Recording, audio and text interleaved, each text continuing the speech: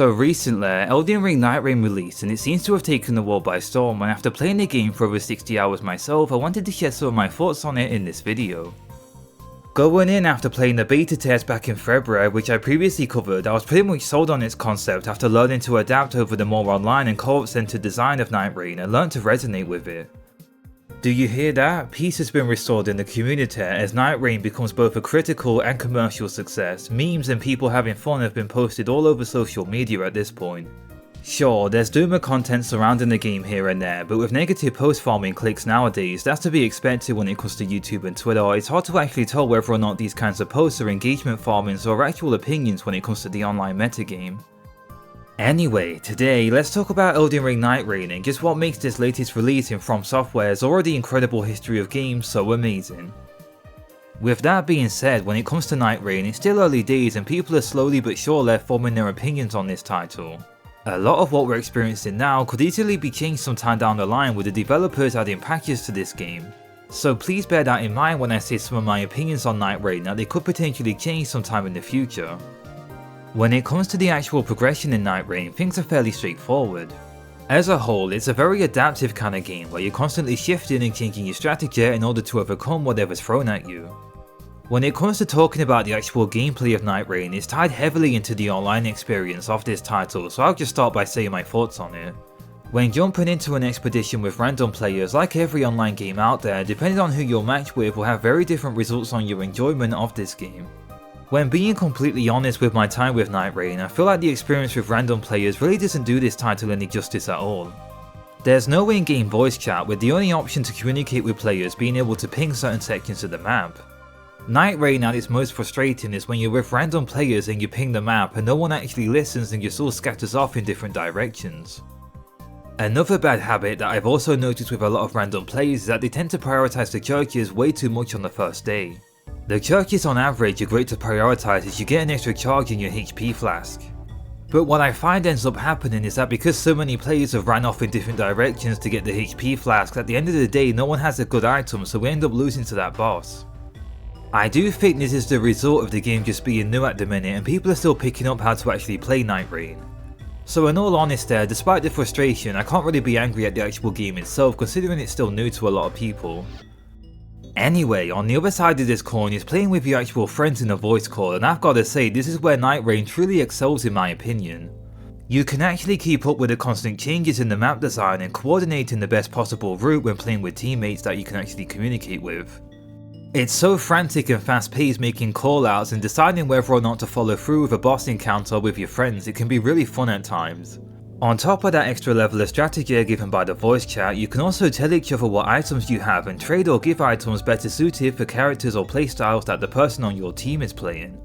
But by far the best part of Nightreign as a whole is what all this coordinating and planning actually results into, that being the boss fights. I feel like as a whole, considering it's still early days for Nightreign, there's actually a decent amount of variety when it comes to the bosses. Sure, considering this game is a roguelite, there are moments where you will just get unfortunate RNG and repeat the same bosses.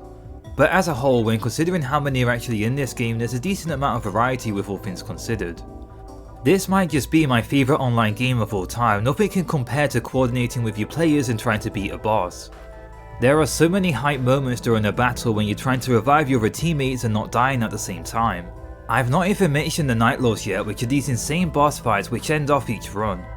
I'm telling y'all, there was clear moments whilst fighting against the Night Lords where my heart was pounding out of its chest.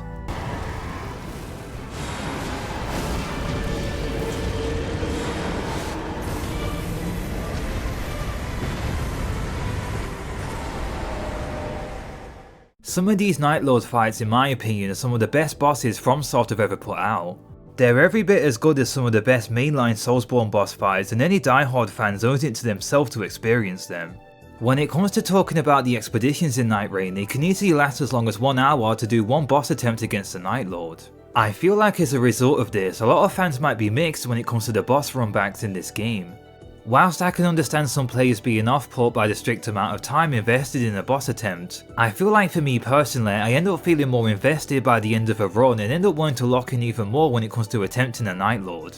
So far for my playtime of this game being at 60 hours, I've only actually managed to beat only 4 of the Night Lords. But I've gotta say, when you actually manage to finish a run due to its harsh difficulty, that euphoric feeling of actually defeating the Night Lord is truly unlike any other. Speaking of the Night Lords, that leads nicely into the next part of this video, that being the unlock system in Nightreign. A lot of this game's content is actually locked behind progression. This is the part of the video when I address the sad state of online gaming in 2025. Unfortunately, when it comes to these more online focused live service games, there's been a lot of practices out there that have become manipulative and standardized over time. When word got out that Nightreign was going to be an online focused game, a lot of people was very pessimistic about this approach. This is due to the fact that most live service games out there are simply just garbage. As someone who hates to take the doomer approach, it's pretty hard to ignore this fact. It really does feel like nowadays that every online game has this mindset that they need to be competitive, needs to have a battle pass and paid cosmetics. You've all heard this before. But Elden Ring Nightreign truly stands high above other online titles simply due to the fact that it treats its players like actual people. You unlock extra characters and cosmetics simply by playing the game itself, which is the way it was always supposed to be. The actual rewards you get for defeating the Night Lords makes all that pain and frustration worth it in the end. Going through this game blind really reminded me of the magical era of gaming, like with the days of playing Super Smash Bros, where you wasn't just given all of the content from the get-go and instead had to earn it all. Speaking of, there's even more when it comes to the extra content in Nightreign. During those downtime moments between sessions with friends, you can actually explore the Round Table Hold and discover side quests of the characters, going over their backstories on them becoming Nightfarers. Originally, I thought this content was just going to be simple text dumps, but in actuality the lore here is very interesting. Some of these characters' backstories go in all kinds of directions, showing the Revenants would easily age restrict this video. It's the most out there story I've seen in a FromSoft game. I love the Nightfarers as a concept, just the idea of a ragtag band of people coming together to obliterate everything is just so cool. Also, when you complete these side quests, you unlock relics which can become very helpful during the expositions of this game.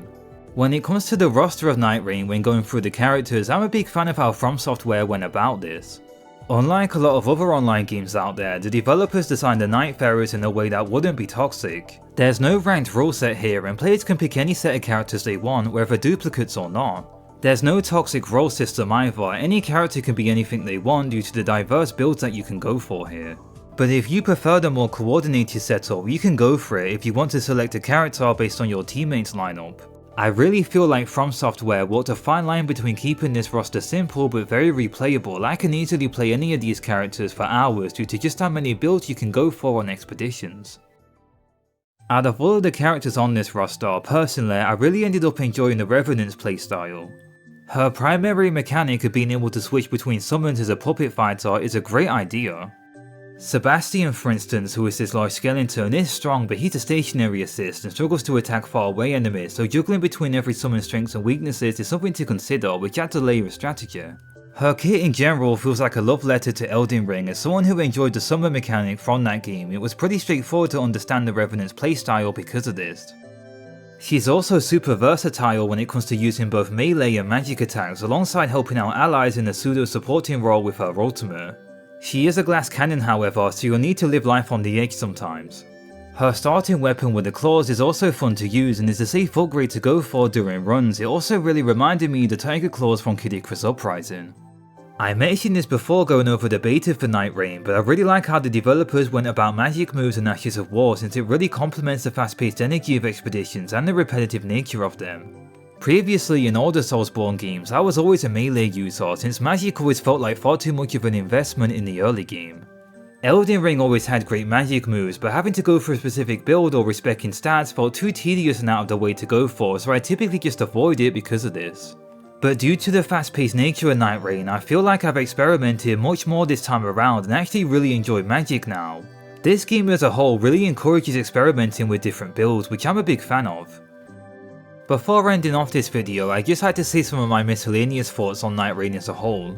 Personally, I feel like this game has some incredible replay value as someone who's played it for 60 hours and is already excited to play it again. However, similar to every roguelike out there, more variety in map layouts, enemies and sub-bosses can only ever make this game better in the long run.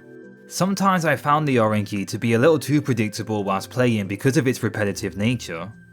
We also desperately need better ways to communicate with random players online, maybe with an in-game voice chat, although I will admit that this can become very toxic very easily. One last improvement that I can think of is that this game is sorely lacking crossplay when you consider it's a release from 2025, it should be the standard at this point. Crossplay can make a world of difference for some players, so it's something that can do a lot of good for Nightreign in the long game. From Software has already established a solid foundation and gameplay loop, and with the financial success of Nightreign, we're bound to get more updates improving its experience over time. But now, I'm curious, what do you think of Elden Ring Nightreign? Are you enjoying the game so far? Feel free to let me know in the comment section. Also, any feedback on this video will be appreciated. Thank you so much for watching, and I hope you have a nice rest of your day.